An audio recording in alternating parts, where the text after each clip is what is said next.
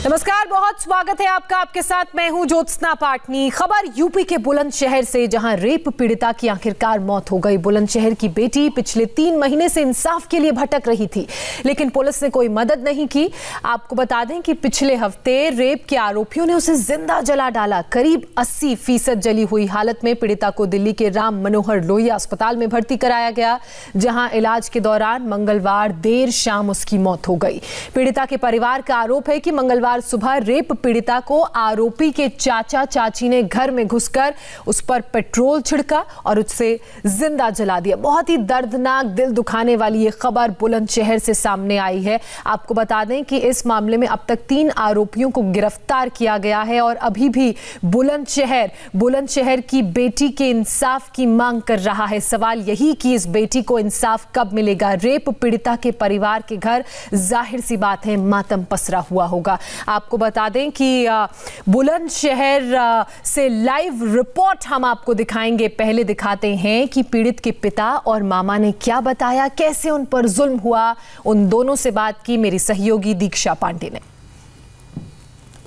बुलंदशहर में हुई बलात्कार के केस के बाद से अब पीड़िता की मौत हो चुकी है, लेकिन पूरे वारदात को बताने के लिए परिवार के लोग हैं, पिताजी हैं और उन पीड़िता के मामा हैं। काका, बताएंगे कि पूरी घटना क्या थी? शुरुआत से जरा बताएं इसके बारे में।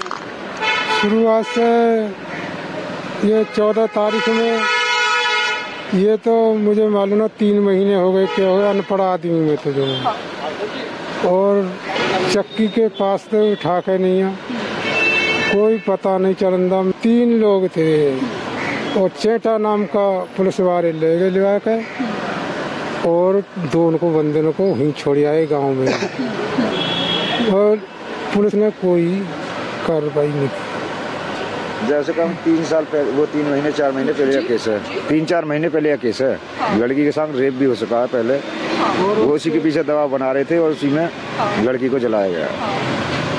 उससे दवा बना के बोल रहे थे कि लड़की या तो फैसला करवा ले पापा से या तेरे को मार देंगे, जैसे कूड़ा डालने जा रही है, घर से बाहर निकलने पूरा दबाव दे रहे थे। ये पूरी जो घटना है ये अगस्त महीने की है। हाँ, 14-15 तारीख की है ये का जी।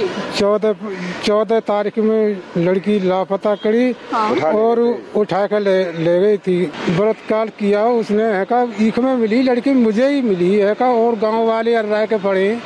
15 तारीख में मिली है ये। 15 तारीख में मिलने के बाद जो है हमने लड़की को बेहोश कर रखा था जब जिस टाइम मिली। और मैंने लड़की से पूछा कौन था, तो वो लोग है का उस टाइम है का ईख में छोड़ के नहीं है, इधर उधर भाग गए। ये जो पूरा मामला था, जब उसके साथ बलात्कार के घटना को अंजाम दिया गया, आपने पुलिस में कब ये FIR कब दर्ज कराई? ये उसी टाइम पकड़ाई थी जब वो लड़की हमारी यहाँ से उठा के ले गए थे, लापता हो गई थी। उस टाइम पे FIR करी थी। उस टाइम पे FIR करा दी। उसके बाद पुलिस वालों ने एक को जेल भी भेज दिया था। 2 और थे वो बरकरार रह गए थे। अच्छा। और वो बरकरार रहने के बाद उन्होंने लड़की पे दबाव बनाया कि भाई या तो फैसला कर लो, नहीं तेरे पापा को मार सकते हैं, कुछ भी कर सकते हैं। अच्छा, लड़की की उम्र क्या थी? पढ़ाई कर रही थी वो? नहीं, पढ़ाई नहीं कर रही थी, 5वीं तक पढ़ी हुई थी। अच्छा, उम्र क्या थी? 14 साल। 14 साल। हाँ जी। अच्छा, ये जो घटना हुई है, जो लड़की का अंतिम वीडियो जो अभी वायरल हो रहा है, उसमें वो कह रही है कि उसने खुद को आग लगाया है। पूरा मसला क्या है? परसों से लेकर आज तक क्या हुआ है, जरा बताएं आप। परसों से अब तक ये कल की रात को भी गांव के लोग हैं, 2-4 पल्ली साइड है, बहोरी के लोग हैं, वो लड़के उन्हों 3 लोग तो पकड़ गए कई हैं कल जो है। और जसवंत का लड़का गौतम और जसवंत, ये कल रात भी धमकी दी है खूब। दीक्षा पांडे मेरी सहयोगी बुलंदशहर से मेरे साथ जुड़ रही हैं, उनके पास भी चलेंगे, लेकिन पहले आपको सुनाते हैं कि इस पूरे मामले में SSP संतोष कुमार सिंह ने क्या कहा। सुनिए। आरोप ये है, आज जो घटना हुई है उसके परिप्रेक्ष्य में, कि लड़के का एक चाचा संजय है और उस संजय का एक साथी पीड़िता के गांव का है, जिसके बाग की रखवाली काम करता था। आरोप लगाया जा रहा है कि दोनों समझौते के लिए कल शाम को उसको दबाव बना रहे थे और उस परिस्थिति में तनाव की स्थिति में लड़की के द्वारा आग लगा करके घर के अंदर सुसाइड का प्रयास किया गया है। सीधे दीक्षा का रुख करते हैं। दीक्षा, आपने पीड़ित के परिजनों से बात की, उनकी बातें हमने भी सुनी और बहुत ही कोशिश उन्होंने ये की बताने की कि उन्होंने पुलिस के सामने गुहार लगाई, लेकिन पुलिस ने कोई मदद नहीं की और बताया जा रहा है कि ये मामला 3 महीने पुराना है। उसके बाद पुलिस की लापरवाही की वजह से आज एक लड़की को अपनी जान गंवानी पड़ती है। बिल्कुल ज्योत्सना, मैं सबसे पहले अभी बीते दिन से लेकर अब तक क्या हुआ है मैं आपको बताती हूँ। दरअसल बीते दिन जब लड़की 80% जल जाती है, उसके बाद उसे बुलंदशहर के एक अस्पताल में ले जाया जाता है। जब वहां पर उसकी हालत नहीं सुधरती है, उसके बाद उसे सफदरजंग दिल्ली रेफर किया जाता है, लेकिन फिर भी हालत में कोई सुधार न दिखने पर उसे आरएमएल अस्पताल लाया जाता है और बीते दिन इलाज के दौरान ही उसकी मौत हो जाती है। फिलहाल अभी इस वक्त जो लड़की का शव है, पीड़िता का शव है, उसका कोविड सैंपल भेजा गया था। उसके बाद अब उसका पोस्टमार्टम चल रहा है और शाम होने तक उसका शव जो है वो परिजनों को सौंप दिया जाएगा। लेकिन ये बेहद हैरान करने वाली और बहुत ही विभत्स घटना है कि 15 तारीख को लड़की के साथ इस पूरी वारदात को अंजाम दिया जाता है, जो कि पूरी तरह से बेहोशी की हालत में अपने पिता को मिलती है।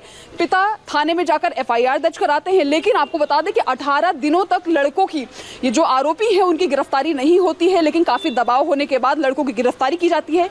लेकिन 18 अगस्त से लेकर 17 नवंबर तक पूरी तरह से परिवार पर दबाव होता है और ये भी धमकियां मिल रही थी कि अगर वो अपने केस को वापस नहीं लेते हैं तो उनकी हत्या कर दी जाएगी। जिसके बाद लगातार जो आरोपी के रिश्तेदार थे, जो परिजन थे, उनकी तरफ से लगातार दबाव बनाया जा रहा था। उनके घर आकर, पीड़ित परिवार के घर पहुंचकर वो लोग दबाव बना रहे थे।